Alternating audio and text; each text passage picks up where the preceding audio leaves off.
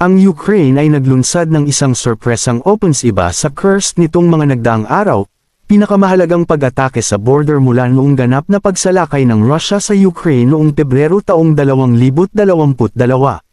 Kinilala ni Ukrainian President Volodymyr Zelensky na ang mga puwersang Ukrainian ay nakikipaglaban sa Kursk, at sinabing ang operasyon ay bahagi ng pagtatangka ng Kiev na ibalik ang hustisya. Bunsod nito, ang mga awtoridad ng Russia ay nagdeklara ng federal na antas na estado ng emerhensya sa mga rehiyon ng Kursk, Bryansk at Belgorod.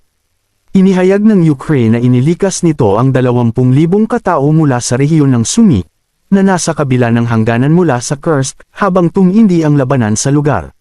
Sinabi ng kaalyado ng Russia na Belarus na pinalalakas nito ang mga numero ng tropa sa border nito sa Ukraine, habang nagreklamo ang Minsk na nilabag ng mga drone ng Ukrainian ang airspace nito. Kasunod nito,